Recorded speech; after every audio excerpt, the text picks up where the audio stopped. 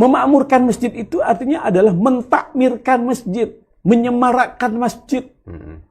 Masjid bukan hanya dianggap sebagai tempat ibadah, tapi masjid juga dikembangkan menjadi lembaga sosial. Jadi apa programnya untuk DMI Kalsel? Pertama gitu loh ya, program DMI Kalsel kita mengusung tetap tema yang diketengahkan Pak Kala, memakmurkan masjid dan dimakmurkan masjid. Maksudnya apa itu, Pak? Nah, jadi begini. Pertama lah, kita ingin mendudukkan dulu masjid itu kepada kedudukan yang sebenarnya. Kalau kita melihat masjid, dia adalah salah satu lembaga keagamaan terbesar di masyarakat Muslim. Bayangkan, Bian, terbesar. Karena ada kampung tempat yang ada Muslimnya, yang ada masjid. Di Kalsel ini kalau nggak salah dari Kementerian Agama sumbernya ada sekitar 2.845 masjid. 2000-an lah. Wow. Jadi kalau kita hendak mulai partai masjid Indonesia,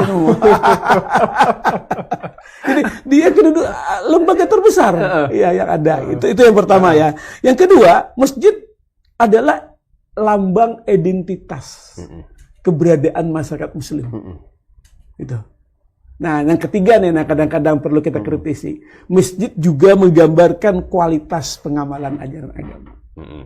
Di sini saya kira tema kita tentang memakmurkan masjid dan dimakmurkan masjid, itu bagaimana masjid sebagai lambang dari pengamalan ajaran agama.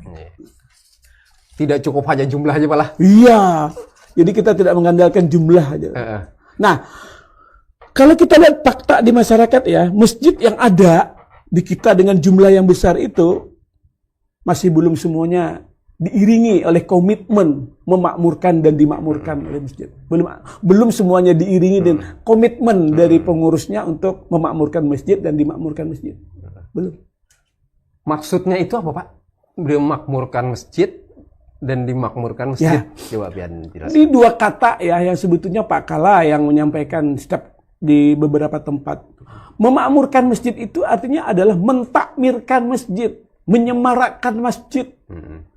Masjid bukan hanya dianggap sebagai tempat ibadah, tapi masjid juga dikembangkan menjadi lembaga sosial.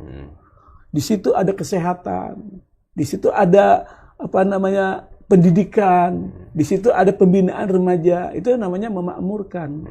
Nah, dimakmurkan adalah itu hal yang kedua, saya kira berkaitan dengan hal kedua, belum ada korelasi positif antara keberadaan masjid dengan kesejahteraan masyarakat.